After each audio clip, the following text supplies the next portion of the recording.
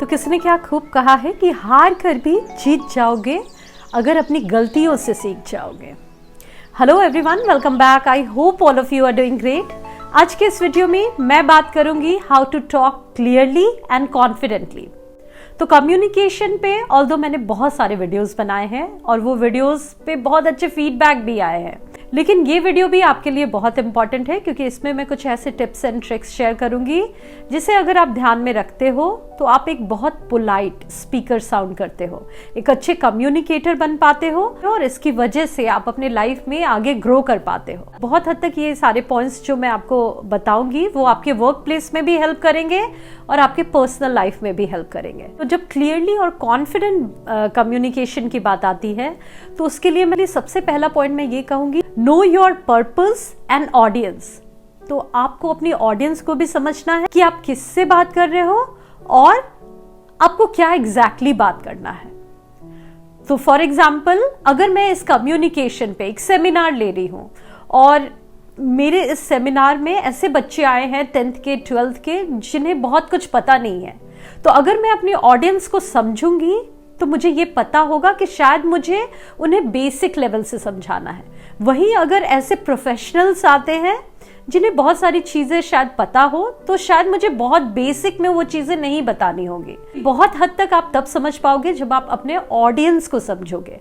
इसके अलावा know your purpose की मैं जब बात कर रही हूं तो आपको ये भी समझना है कि आपको एग्जैक्टली क्या बात करना है। Plan what you want to say, how you want to say and when you want to say, कि आपको क्या कहना है, कैसे कहना है और कब कहना है। तो बहुत बार हमें समझ में नहीं आता कि किसी चीजों को कैसे एक अच्छे वे में बोला जाए, अपनी बातों को कैसे अच्छे से रिप्रेजेंट किया जाए, तो वो भी आपको पता होना चाहिए। और कब बात करना है ये भी हम बहुत बार नहीं समझ पाते। तो एक राइट टाइम, राइट मूड का भी बहुत बड़ा रोल होता है जब आप किसी से कुछ बात करते हो। तो दूसरा है use simple plain language. Plain language means clear language. बहुत बार होता है ना कि हम में से बहुत सारे लोग बहुत कॉम्प्लिकेटेड वर्ड्स यूज करते हैं। वहां पे सिंपल वर्ड भी आप यूज कर सकते थे, लेकिन मे बी आपकी वोकैब्युलरी बहुत अच्छी है तो आप ऐसे जार्गन्स, ऐसे वर्ड्स यूज करते हो जो बहुत बार सामने वाले को समझ में नहीं आता। अगर आपको कुछ चीजें आती हैं और आपके ऑडियंस को भी आपको पता है कि वो सारी चीजें समझ में आ रही है तो आप वहां पे बात कर सकते हो, लेकिन मुझे लगता है वहां भी अगर आप सिंपल क्लीन लैंग्वेज में बात करते हो ना, वो ज्यादा बेस्ट होता है। क्योंकि कम्युनिकेशन का मतलब है कि जो आप बोल रहे हो आपको एग्जैक्टली आपकी बातें सेंडर से, मीन्स आपसे रिसिपिएंट तक पहुंच जाए। तो अगर आप सिंपल वे में, सटीक वे में, बहुत लंबे सेंटेंसेस यूज ना करके शॉर्ट एंड सिंपल में, छोटे छोटे सेंटेंस में सिंपल वर्ड यूज करके जब आप बात करते हो तो आपकी कम्युनिकेशन बहुत इफेक्टिव होती है, लोग उसे समझ पाते हैं। तो इसका आपको ध्यान रखना है। बहुत बार आप लैंग्वेज का भी इस वे में ध्यान रखो कि आपको हो सकता है 2-3 लैंग्वेजेस पता हो और आपके सामने जो ऑडियंस है वो किसी पर्टिकुलर लैंग्वेज में ज्यादा कंफर्टेबल है, तो उससे उस लैंग्वेज में बात करो जिससे वो इजिली समझ पाए। तो ये सारे कॉमन सेंस होते हैं जिसे ध्यान में रखकर आप एक अच्छे कम्युनिकेटर बन पाते हैं। थर्ड पॉइंट है आपकी टोन ऑफ वॉइस। तो ये भी बहुत इंपॉर्टेंट है। तो जब टोन ऑफ वॉइस की बात आती है तो बहुत सारे लोग सोचते हैं कि हम एक बहुत ही पोलाइट वे में बात करें, और इस पोलाइट वे में बात करने के चक्कर में वो बहुत स्लोली, बहुत सॉफ्टली बोलते हैं। तो अगर आप बहुत स्लो बोलते हो, सॉफ्टली बोलते हो या फिर बहुत लाउड बोलते हो तो ये दोनों भी करेक्ट नहीं है। ये एक अच्छी कम्युनिकेशन नहीं होती। एक रिक्वायर्ड टोन ऑफ वॉइस होती है किसी भी कन्वर्सेशन के लिए, उतने पिच तक तो आपको बोलना ही चाहिए। अगर आप उससे कम बोलते हो तो आप बहुत हद तक लो कॉन्फिडेंट लगोगे, ऐसा लगेगा कि आप कमिटेड नहीं हो उस कन्वर्सेशन में, आप में इंथुजियाज्म की कमी है। और अगर बहुत लाउड बोलते हो तो इस वे में आप बहुत बार एरोगेंट, रूड लगते हो। तो एक रिक्वायर्ड टोन ऑफ वॉइस होता है जिसे आपको मेंटेन करना होता है। बीच बीच में आपको अपने पिच को अप एंड डाउन करना होता है। फ्लैट आपकी कम्युनिकेशन नहीं होनी चाहिए। कुछ वर्ड पे आपको कभी कभी थोड़ा प्रेशर देकर बोलना होता है। वैसे जब आप बात करते हो तो आपकी कम्युनिकेशन बहुत ही इफेक्टिव होती है। साथ ही साथ आपको ये भी ध्यान में रखना है कि 1 to 1 आप बात करो तो जो मैंने बताया कि एक नॉर्मल टोन में बात करना होता है वो आपको ध्यान में रखना है। और जब आप ग्रुप में बात कर रहे हो तो उस समय अपनी पिच को आपको 10 से 20% अप करना होता है, क्योंकि ग्रुप में जब कोई भी ग्रुप डिस्कशन हो या आपके ऑफिस की मीटिंग हो या कुछ भी ऐसा हो, तो वहाँ पे जब हर इंसान अपने पॉइंट ऑफ व्यू को कहता है ना, तो उस समय अगर आप अपने पिच को थोड़ा हाई नहीं करोगे तो आपकी बातें बहुत हद तक दब जाएगी। तो वहाँ पे आप अपने पिच को 10 से 20% हाई कर सकते हो। नेक्स्ट पॉइंट है plan and organize your context. तो जो भी आप बोल रहे हो उसे ऑर्गेनाइज कर लो, कंसाइज कर लो कि आपको क्या एग्जैक्टली बोलना है। जैसे आप पीपीटी बनाते होगे, प्रेजेंटेशन, तो कैसे आप अच्छे से उसे बनाते हो, फ्रेम करते हो, उसी तरह जब आप किसी से बात भी करो तो उन चीज़ों को ऑर्गेनाइज कर लो कि कैसे आप बातों को स्टार्ट करोगे, क्या सारे पॉइंट्स बोलोगे और कैसे उसे एंड करोगे। इससे में जैसे आप लिखते हो ना बॉडी, समरी और कंक्लूजन, तो उसी वे में आपको चीज़ों को बोलना है। तो आपको ज़्यादा फोकस करना है की पॉइंट्स पे, और आप ट्राई करो कि आप बुलेट पॉइंट्स में अपने बातों को रखो। इस वे में आपकी बातें समझ में भी आती है और वो ज़्यादा क्लियर होती है ना, कंसाइज भी वो लगती है। जैसे फॉर एग्जांपल मैं अगर आपको बोलूँ कि मैं बहुत ज़्यादा ऑक्यूपाइड हूँ, मैं बहुत ज़्यादा बिजी हूँ क्योंकि मुझे अपने चैनल के लिए वीडियोस रिकॉर्ड करने हैं, इसके अलावा मेरे जहाँ कोलैबोरेशंस है वहाँ के लिए भी मुझे वीडियोस बनाने हैं और कुछ शॉर्ट्स वीडियोस भी मुझे बनाने हैं, ये सारी चीज़ें मुझे करनी है। तो ये बातों की जब मैंने रेलगाड़ी बना दी, बहुत सारे सेंटेंसेस को एक साथ मर्ज कर दिया, तो बहुत बार ये चीज़ें लोगों को समझ में नहीं आती। तो इसी सेंटेंस को मैं आपको दूसरे तरह से बोलती हूँ और आप वो डिफरेंस देख पाओगे। तो इस वीक मैं बहुत ज़्यादा ऑक्यूपाइड हूँ क्योंकि मुझे पहला अपने चैनल के लिए कुछ वीडियोस रिकॉर्ड करने हैं, दूसरा जहां मेरे कोलैबोरेशंस है वहां के लिए उस प्रोजेक्ट पे मुझे काम करना है, और तीसरा मैंने ये भी सोचा है कि मैं कुछ शॉर्ट्स वीडियोस भी रिकॉर्ड करूं। तो ये सारे काम मुझे फिनिश करने हैं। तो आप डिफरेंस देख पा रहे होगे। आप अपने फिंगर्स को भी इस वे में यूज कर सकते हो जैसे मैंने किया। तो ये आपकी बॉडी लैंग्वेज भी जब ऐड होती है तो वो कम्युनिकेशन और ज्यादा इफेक्टिव होती है। और आपको ये समझना है कि आपकी लिसनर की भी एक पेशेंस लेवल होती है, उन्हें भी ब्रेक चाहिए होता है।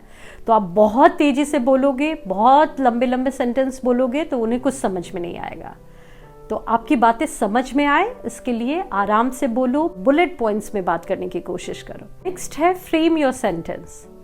तो जो पिछला एग्जाम्पल दिया बहुत हद तक ये उससे सिमिलर है। बहुत बार कुछ प्रॉब्लम्स होंगे और आपको अपने उस प्रॉब्लम को जब आप किसी से डिस्कस करोगे तो आपको अपनी बातों को भी फ्रेम करना है। जैसे पहले आप प्रॉब्लम बताओगे, फिर सल्यूशन बताओगे, या फिर बेनिफिट्स बताओगे उसके, या फिर प्रॉब्लम, कॉज और सल्यूशन। इस वे में आप चीज़ों को बताओ। इस तरह से एक केस स्टडी आप उस टॉपिक से रिगार्डिंग कर लेते हो जो बहुत ही अच्छे वे में सामने वाले को समझ में भी आता है। एक एग्जाम्पल देती हूँ प्रॉब्लम, सल्यूशन और बेनिफिट्स के।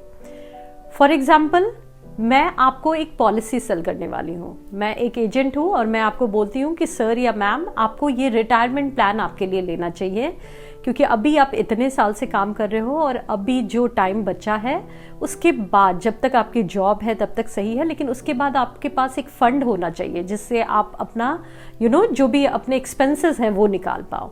तो ये प्रॉब्लम है कि अगर आप ये नहीं करोगे तो आप फिर अपने रिटायरमेंट के बाद कैसे सरवाइव करोगे। ये प्रॉब्लम पहले मैंने बताया।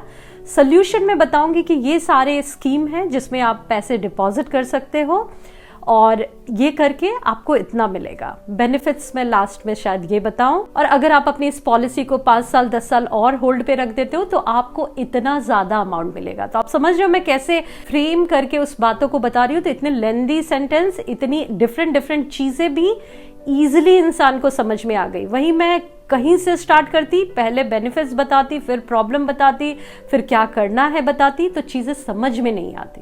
तो इसी तरह ये मैंने एक एग्जाम्पल दिया, ये हर जगह आप यूज कर सकते हो किसी भी चीज़ों में, अपने पढ़ाई से भी रिलेटेड कि ये प्रॉब्लम्स है, इसके लिए मुझे ये 4 चीज़ें करनी है और ये 4-5 चीज़ों को मैं अपने डेली हैबिट में लाता हूँ तो उसकी वजह से ये रिजल्ट मुझे मिलेगा।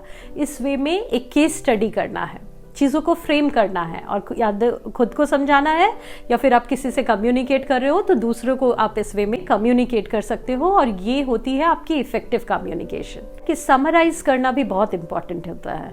तो किसी से भी आप बात कर रहे हो, अपने स्कूल में बात कर रहे हो, टीचर से बात कर रहे हो या अपने बॉस से बात कर रहे हो, तो उनकी बातों को सुनने के बाद जब आप एक बार समराइज करते हो तो ऐसा लगता है लिसनर को कि आप उनकी बातों में इंटरेस्टेड हो, आप अटेंशन पे कर रहे हो और ये समराइज करके आप जो भी चीजें हुई वो एग्जैक्टली उन चीजों को फिर से ले आते हो। तो कुछ चीजें अगर मिसिंग होगी तो आप फिर से उसे समझ पाओगे। जैसे फॉर एग्जांपल, अगर मेरे बॉस ने मुझे कुछ कहा है किसी टॉपिक पे पीपीटी बनाने, तो मैं सारे कन्वर्सेशन के बाद एक बार लास्ट में समराइज करूंगी इस तरह से कि लेट मी समराइज सर, हमें ये प्रोजेक्ट बनाना है या फिर ये पीपीटी बनानी है, हमारा डेडलाइन ये है और ये सारी चीज़ें मेंशन करनी है। ये चीज़ें मेंशन करके मुझे पीपीटी एनी हाउ इस डेट तक आपको सबमिट करना है। तो इस तरह से जब मैं समराइज करती हूँ, वो कम्युनिकेशन भी और ज़्यादा इफेक्टिव लगती है। लास्ट पॉइंट है कंसिडर योर ऑडियंस, कि आपको अपने ऑडियंस को भी कंसिडर करना है। तो बहुत बार आपको लगेगा सामने जो इंसान है उसे कुछ नहीं समझ में आता, लेकिन फिर भी आपको उन्हें सुनना है, उनके पॉइंट ऑफ व्यू को समझना है। और अगर आप उससे अग्री नहीं भी हो तो उनकी बातों को अगर आप कट भी कर रहे हो तो एक पोलाइट वे में आप उन बातों को कट करना है। तो जब आप उनकी भी बातों को रिस्पेक्ट करते हुए, ये बताते हुए कि आप उनकी बात समझ रहे हो और फिर अपने पॉइंट को रखते हो, तो वो एक पोलाइट वे होता है। इसके अलावा डिफरेंसेस इन ओपिनियन भी हो तो बहुत बार आप उसे सुनो और सामने वाले के लिए मीन्स कम्युनिकेटर के लिए आपके पास एक एम्पैथी हो, आपकी उस कम्युनिकेशन में एक कंसीडरेशन हो, तभी आपकी वो कम्युनिकेशन इफेक्टिव होती है। अदरवाइज आप उन्हें नहीं सुनोगे, उनकी बातों को कंसिडर नहीं करोगे तो बहुत हद तक डिसएग्रीमेंट हो जाएगी और इस वे में आपकी कम्युनिकेशन फिर इफेक्टिव हो नहीं पाएगी। तो आपको इन चीज़ों का ध्यान रखना है। तो यही सारे पॉइंट्स थे जिसपे ध्यान देकर आप बहुत हद तक अपनी कम्युनिकेशन को इफेक्टिव बना सकते हो और अपने पर्सनल और प्रोफेशनल लाइफ में ग्रो कर सकते हो। थैंक यू सो मच अपना कीमती समय देने के लिए। मिलती हूँ आप सभी से नेक्स्ट वीडियो में। तब तक के लिए bye bye and take care.